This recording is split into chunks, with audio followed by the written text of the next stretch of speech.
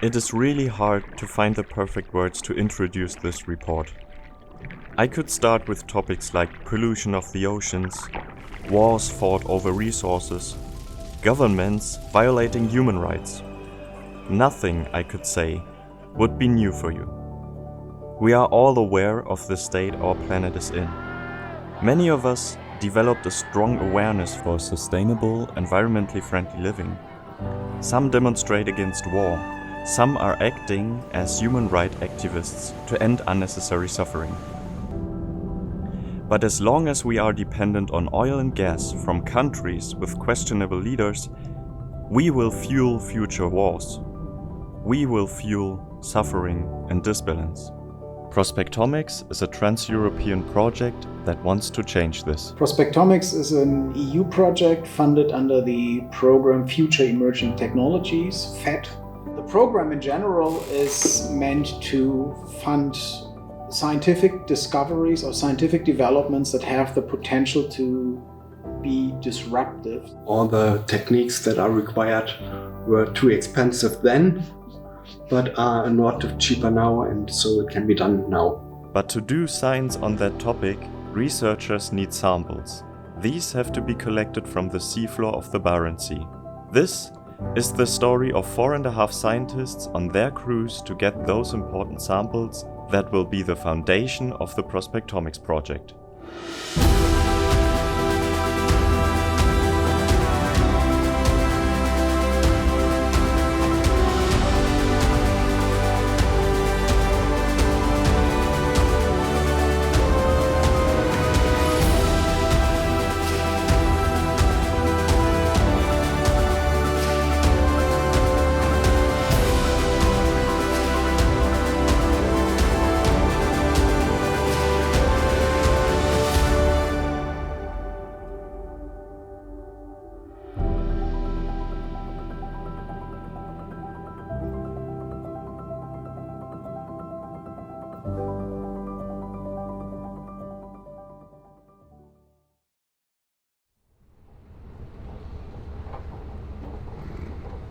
It is Tuesday morning, 7:15. To get to our sampling site in the Barents Sea, we have to fly to Frankfurt, then to Oslo and eventually to Tromsø. Jens was telling me that his biggest concern was that all our luggage actually makes it.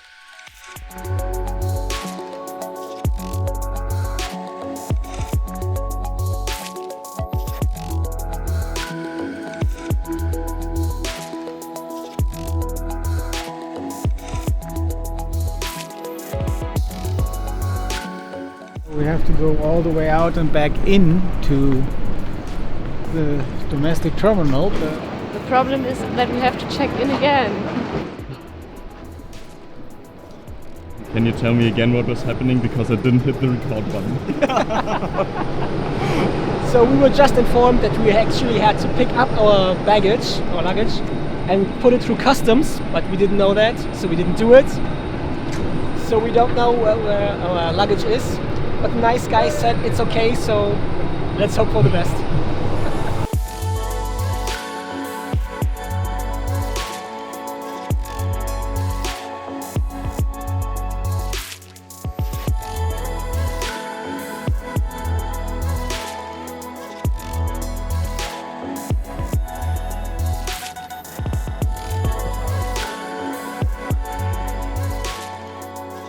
So yeah, we lost our luggage. We just filled out something online, and now we have to wait and have to hope that we get an email.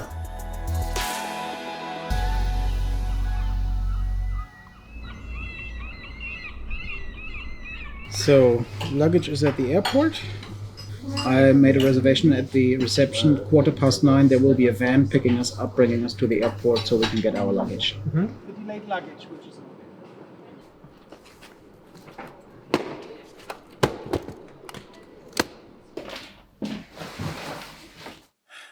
Now we can get started.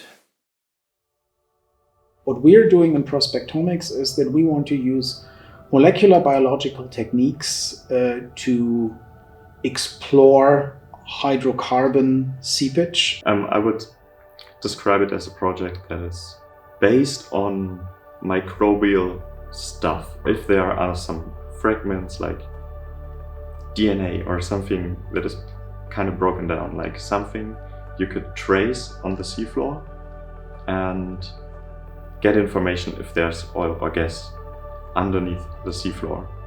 So whenever we talk about hydrocarbons, we mean oil and gas. So now let me break this down for you. We bring our coring device down to the ground. Potentially there's oil and gas migrating towards the seafloor. Special microbes are sitting here and metabolize the hydrocarbons. We want to investigate those microbes. We need information about their DNA, RNA, proteins, and the chemical environment they are living in. If we understand more of those microbes, they can help us predict oil and gas reservoirs. For now, the industry explores using subsurface remote sensing and visualization techniques, mainly seismic methods, which allow the identification of petroleum traps. However, in Norway, roughly 40% of wells drilled find hydrocarbons, and only less than half of those have economically viable amounts. So we need to increase the likelihood of finding oil and gas for reducing the impact of exploration drilling on the environment. If this works, you just grab some seafloor, like a handful. That's how I think about it. And then you know if there are oil or gas. We basically develop a molecular biological tool for hydrocarbon prospecting. So looking for oil and gas reservoirs and making the prospecting for these commodities more environmentally friendly. Oil and gas is definitely not the long-term future. We have to phase this out. But if you look at all these scenarios that have been proposed, and even if you go to the most optimistic scenarios, they still say that we will depend to a certain degree on oil and gas for the next 25 to 30 years. Some people might not like this, but that's an ugly fact. Renewables are the future, period. But they won't replace everything overnight. And we will also need it in the near future. And as we need to use oil and gas, we need to have a source of it. And we don't want to be just addicted to Arabic oil and gas. And this is why we want to have it in Europe at least. 96% of oil and gas used by the European Union is imported. According to statistics from Eurostat, 25.5% of oil came from Russia, 9.5% from the United States, and further large proportions from Kazakhstan, Nigeria, Norway, and Saudi Arabia. Except for Norway and the United States, these countries are all being criticized by the Human Rights Watch, and the population is referred to as not free. Further countries on the list are Libya, Azerbaijan, or Algeria. With the Russia-Ukraine war in mind, the dependency from questionable governments gets even worse when we look at imports of gas. 43.9% of gas imported in 2020 came from Russia. This number even rose as statistics from the first semester of 2021 present a percentage of 46.8% imported from Russia. Other countries Europe got imports from are Norway, Algeria, the United Kingdom, and the United States. And when we look at our dependency on oil and gas from other countries, from countries that have social systems or governments that do not share our European values, the question is, why are we so dependent on these countries? Because Europe is an underexplored continent. I mean, we're also the most densely populated continent, so there are conflicts of interest and conflicts of usage. And so the way that I'm proposing with Prospectomics is to make exploration of hydrocarbon resources more environmentally friendly and less intrusive. It's fascinating to see what has to be done before we even set sails. Sampling sites have to be picked, coordinates have to be calculated, Chemicals have to be bought and the container has to be brought to the ship. Those lab containers are extremely rare on the whole planet. It barely ever happens that a research group has to bring its own. Also hier seht ihr mal, das sind diese einzelnen Sites. Also interessant ist für uns eigentlich 1, 10 und 12.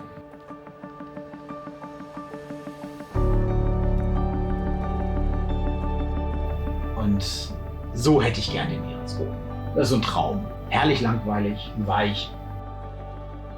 Rolando hat gemeint, dass die ganzen Koordinaten, die da drin sind, in einem anderen Koordinatensystem geplottet angegeben sind, als das, was die auf dem Schiff haben. Das heißt, unter Umständen muss das noch umgerechnet werden. But to aim for these sampling sites, preparation is key in the first place. And we couldn't bring all the needed chemicals to the airplane. Dann haben wir Ethanol angebaut. Ich hatte dich irgendwann gefragt, ob wir was mitnehmen. Du meintest, wegen Brandschutz und so. Ja, stimmt. Soll ich es nicht einpacken? Dann sollten wir hier nochmal in den Supermarkt gehen. When I realized it's happening now, it's getting to get real, is when Jens, Axel and myself and Alan, we did this huge checklist of things that we needed. Did we pack everything right? You know, because that was part of my responsibility. It's like, oh man, it would be so bad if we're out at sea and then so much stuff is missing because I made a mistake. We've just been in a bar and I was walking through the city, nice evening walk, and now Axel was texting me that they had found our ship and now I'm on the way to them. Look at how massive this is. What the hell? What the fuck? Tomorrow evening, once we're sailing out and I know the container is on the ship, it has electricity and the -80 freezer is running and all the other appliances are running, it will be a huge relief. And so basically the actual start of the true start of the project will be tomorrow. We are leaving the hotel now and I'm getting crazy excited. It's like I feel my body shaking. Is someone else feeling that way? No. You're okay. You're like totally I'm feeling that way as well. nice. Thank you. Then it was happening, you know, we met the crew, everyone was super nice. When I came on board, I don't know, it was like we start doing something, but I don't know what, and I will see.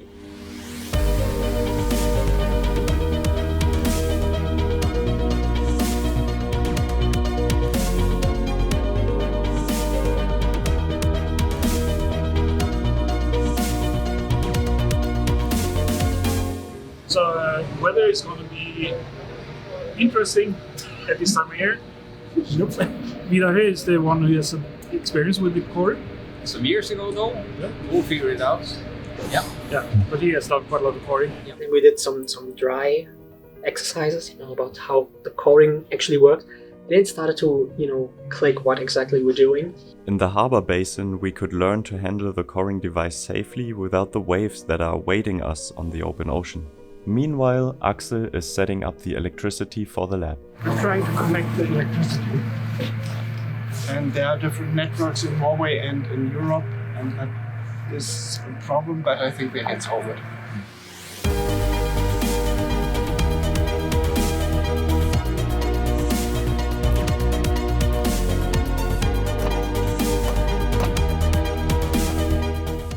Worst case, hopefully we can get a hold of a transformer. If not, then we have to see what we can do inside.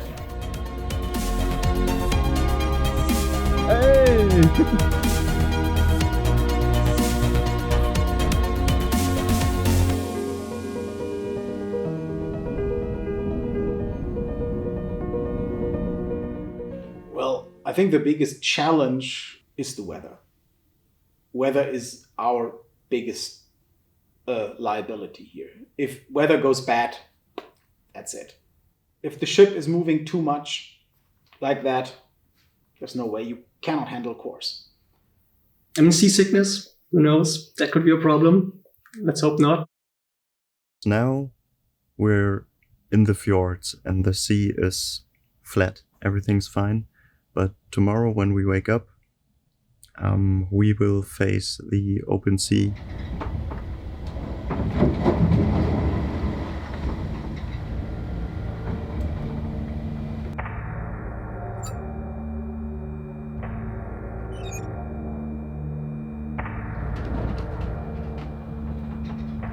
I don't know how to sleep in a roller coaster.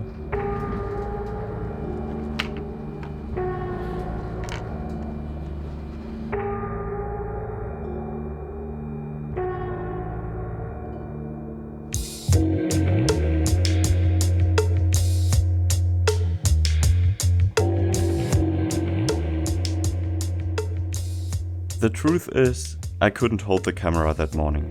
We've all been sick. I couldn't hold my breakfast in, but with the help of seasickness pills we got some work done. Ellen was labeling vials and also felt seasick by doing this. Actually, it worked out. So the first day I was really seasick and I had to take something against it. But then later it became better and the container has a window. So if you feel a bit like it's coming, you can just watch outside.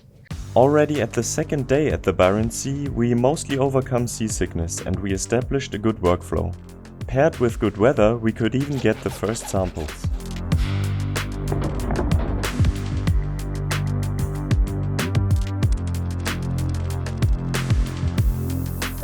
Okay, everybody ready?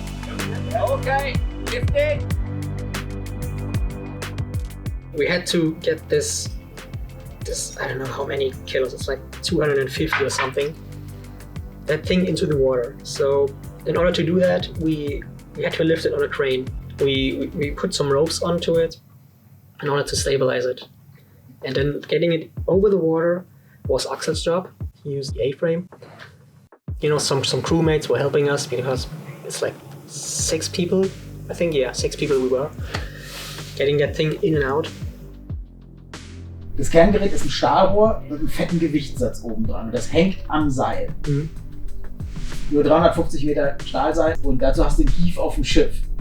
Das Schiff bewegt sich schon einen Meter rauf und runter. Das heißt, das Kerngerät kannst du dann nur bis irgendwo ein paar Meter über dem Boden und dann mal die Winde ganz schnell gehen, dass es den Boden einschlägt, weil ansonsten, wenn du nämlich zu langsam runterlässt, ist das Problem da, das Ding setzt auf, geht vielleicht ein bisschen ins Sediment rein und damit kriegt das Schiff eine Welle und geht ein bisschen hoch, zieht es wieder raus und setzt es daneben wieder ab.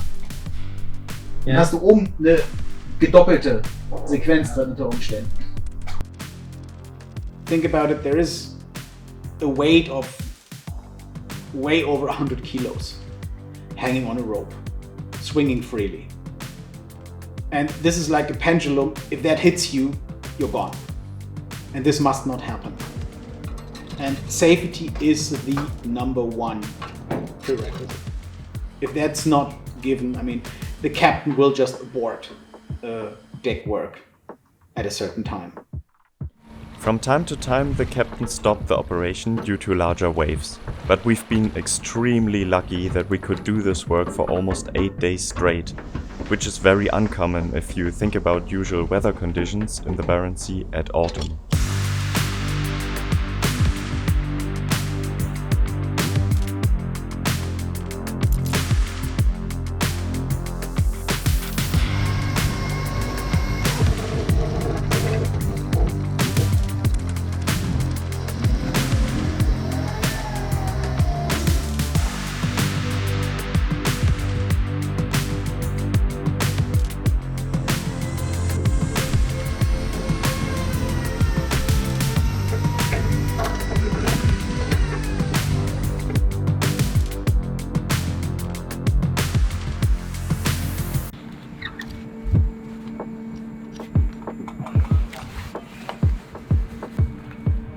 After the coring device hit the seafloor, we want to recover the tube inside that is filled with seafloor mud now.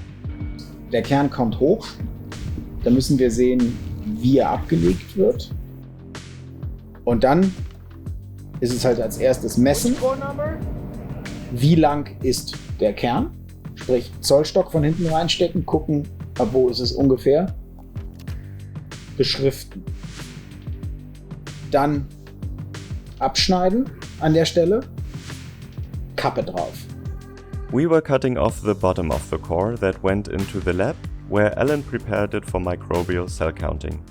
All the rest of the core was used to extract pore water first and was cut into smaller bits later on. We will get to pore water analysis a little bit later. First, let's focus on this section of the core. What you see here is a section that comes from the very bottom of the core.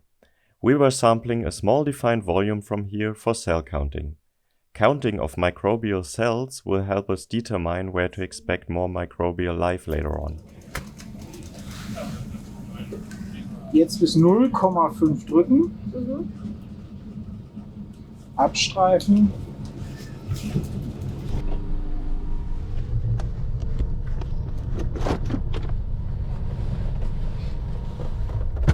After that, Axel could take the rest of the section and prepare the mud for the freezer, so we can store the material long term. Preparing bags for the samples, packing sediment into these bags, those were my tasks. So the trick to remove both caps at the same time. Wait until you are stabilized.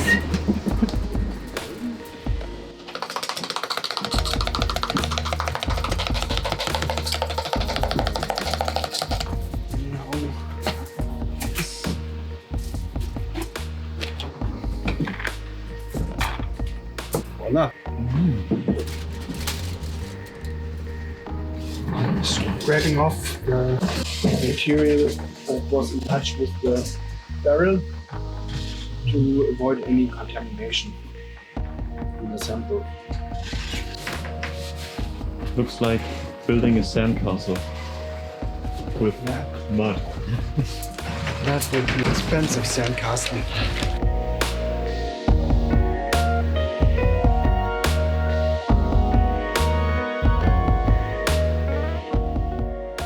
Flushing the sample material that I have in this bag with nitrogen to avoid that it gets oxidized. They will be stored frozen at -80 degrees and will be used for certain molecular biology analysis.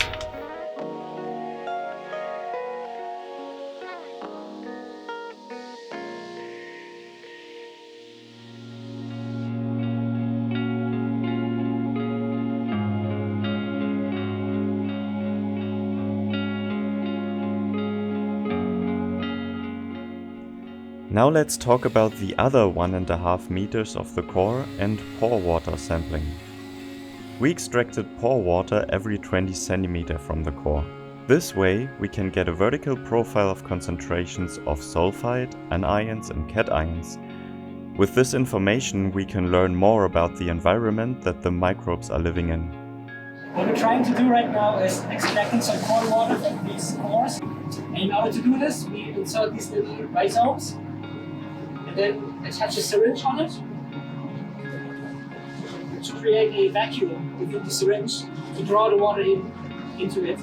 And in order to make the syringe doesn't snap back, we just insert these little wooden planks, the spacers, to keep the vacuum flowing.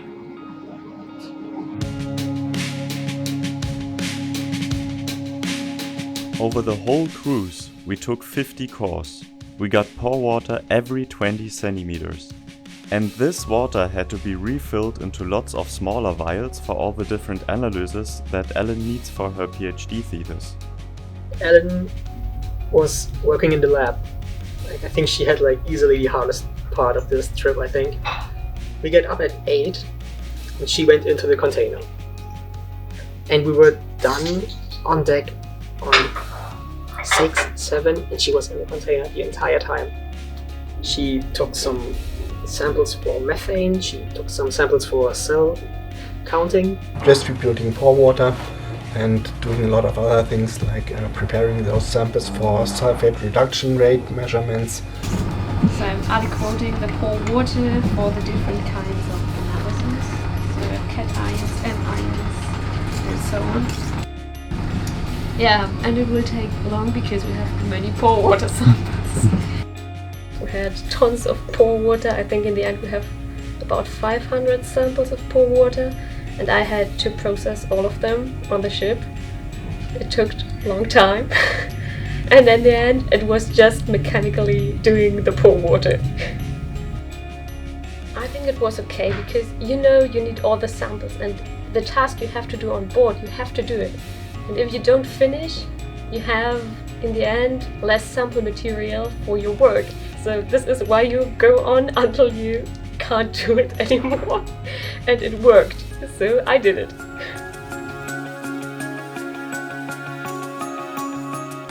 It is her project. It is her PhD. So she has to have full control over the samples. How do you feel after a day with pore water? Just did it one day, so it's okay, but having to do it like 5 days straight or something, I don't envy you. I don't envy you.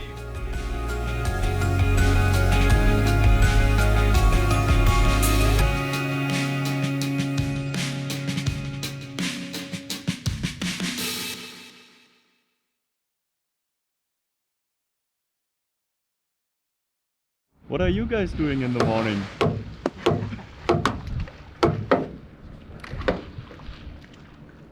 We're cleaning the old cores. Having some fun with our colleagues here. We're just going to extract more cores and then get them ready for processing, so Alan can have some more fun in the lab. Such den schwarzen runden Eimer. Ist der hier irgendwo? Der ist mir gestern über Bord gefallen. Oh. Da gab es mal einen Windstoß und dann war er weg, als ich ihn ausleeren wollte. Den großen Schlauch auszuwaschen, oder? Hm? Du hast doch wohl nicht versucht, den mit dem großen Schlauch auszuwaschen. Nee, der war ja schon weggepackt. To be fair, we had to clean our equipment and ourselves a lot. The mud stuck to literally everything and made every surface dangerously slippery. We're taking cores. Again. I don't know what to say, like these scientists are pretty young nuts. They're crazy. Like we're taking cores every day, then we're in the lab until 10 p.m. So Ellen, what new challenges are awaiting you today? 100,000 more pore water samples. Today is supposed to be lovely, like this. I mean, can't ask for more than that, man. And we just don't know how it will stay. There's a fair chance that we get pretty bad weather in the next few days. So right now, all we can do is basically go from here and see what will happen in the next few hours, how the weather will develop.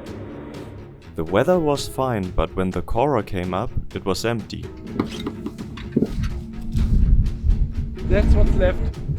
With every empty core we lost about 20 to 30 minutes. We couldn't tell what was happening 400 meters below us. Was our coring device tumbling over because of very dense seafloor, or are we just losing material on the way up? It took quite some time to figure this out. But let's flush the barrel first.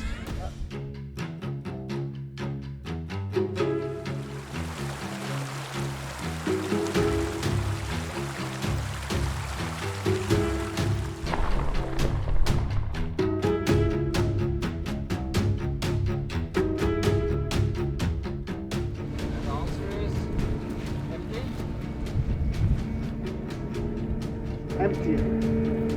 Empty? Okay, more or less empty. Yep.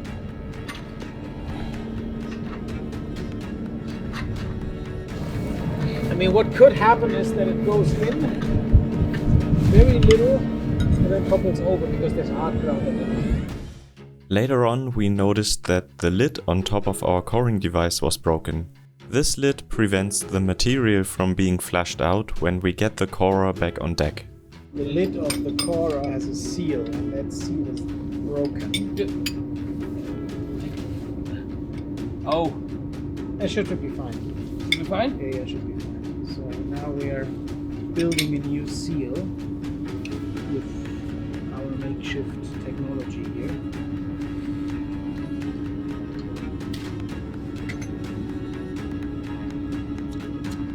It's not pretty, but hopefully it will do the trick.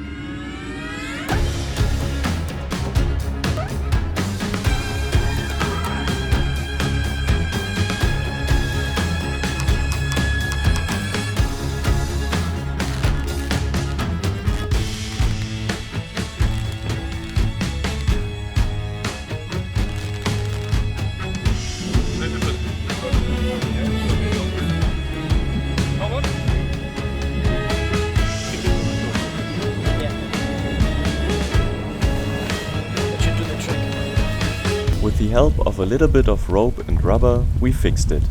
Everybody performed just extraordinarily well. So that was impressive. It's truly impressive. And how people worked together, even with 3 newbies, so to speak, that really had never been on a ship before, and starting out on a cruise like that is really jumping into the deep end.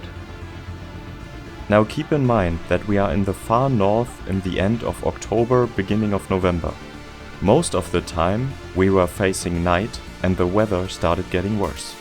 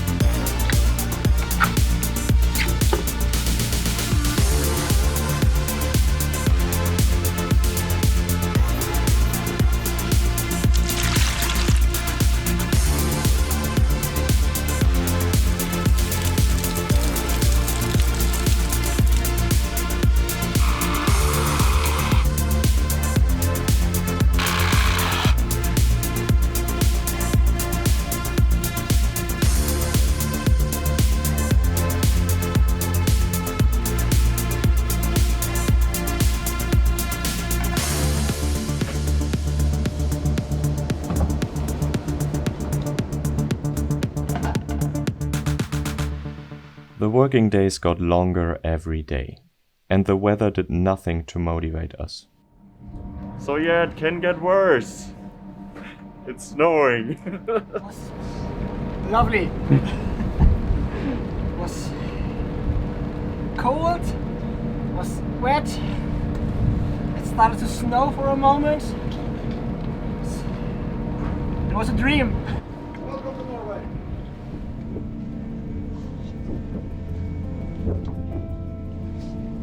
You take this one. So if we have enough material in this one, then it's gonna be the last core of this bad weather day.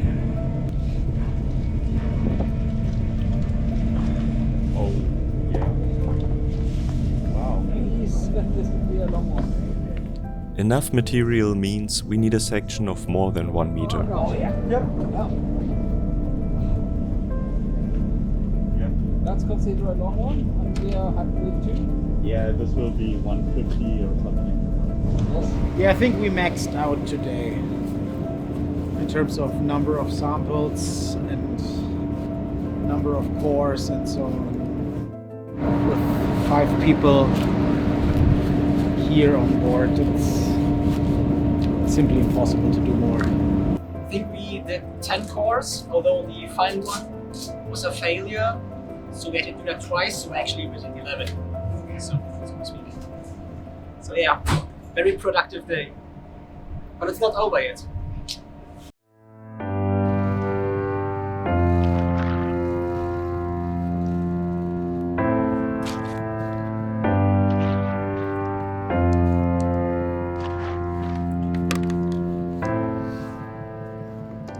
What is happening now?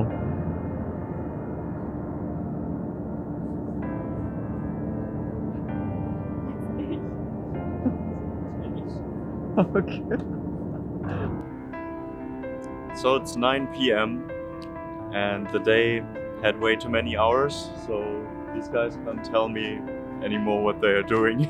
Apparently they are cutting the core into halves and taking a few more samples.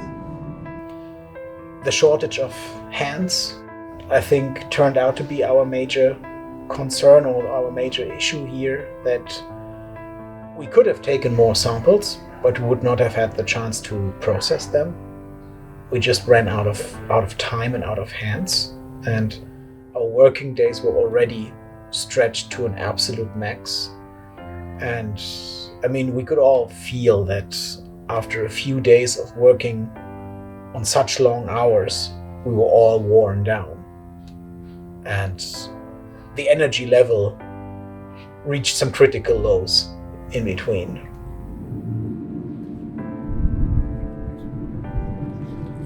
So Jens was saying something about incubation tomorrow, so I guess that's why they are preparing more samples for it. When we speak about incubation, we mean an experiment where Alan wants to know how much sulfate is turned to sulfite by the microbes within 24 hours. And this needs time and preparation, of course. It is past 8 and you want to start your... Incubation? Yeah. Yeah. Just... I want to start it today, because if I'm not starting it today, I have to do it tomorrow. Okay. And today, I'm not so tired. And as Ellen worked on, Stefan and I decided to label more equipment for her. We'll just head down, carry on, 'cause what else can we do but get through? And we'll sing hallelujah, but what is that to you right now?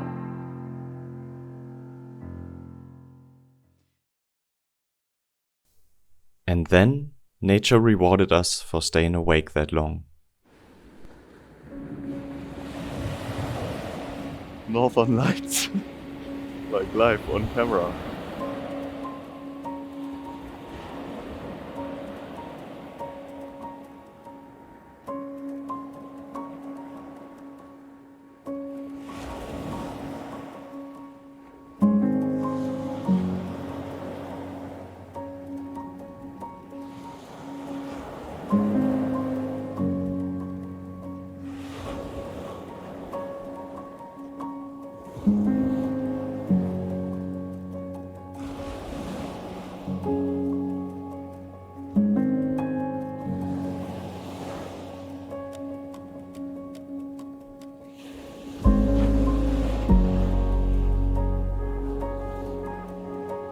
The following day had some serious news for us. One of our crew members felt really sick and he had severe pain which even seemed to be life-threatening. We have to head back to Tromsø due to the medical emergency. And so we'll be going actually full speed, so it will be pretty rough this afternoon. But we're not going exactly straight to Tromsø, we're going a bit zigzagging close to other hospitals in the hope that we don't have to stop there, because if the sailor goes off board, he's the chief fireman, we're not allowed to sail back out.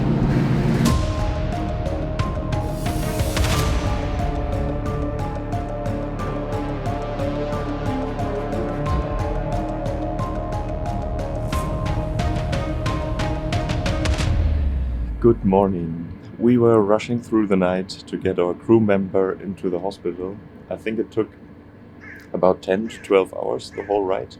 Full throttle to Tromsø. And there we are now. Now it's 7:30. I think 2 or 3 hours ago we arrived and brought him to the hospital. I hope he will be well. Later on that day he came back to the ship, so everything went alright. In the meantime, we packed the last samples. We cleaned up the ship and our container, so the lab could get picked up, and we finally left the vessel. So samples are here. It's one whole fridge, 1,500, 2,000 little vials. And then the molecular samples are here, all frozen at -80. And they will have to go to Potsdam and to Luxembourg. And we're now waiting for the dry ice, so they can be repacked into the transport boxes, and then we can hopefully get them safely to their institutions.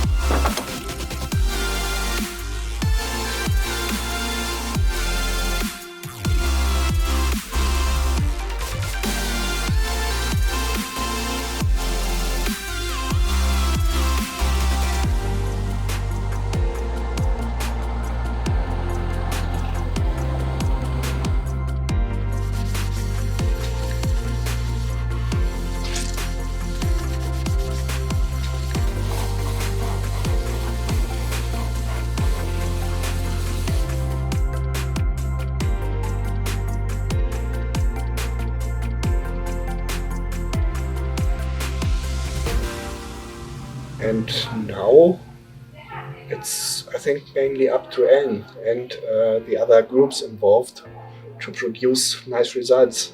So let's just hope and pray that the frozen samples will arrive frozen.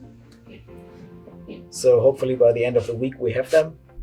When we come back, I will have to check all the samples again, and I will process them on all the machines, and it will take weeks, a month, years.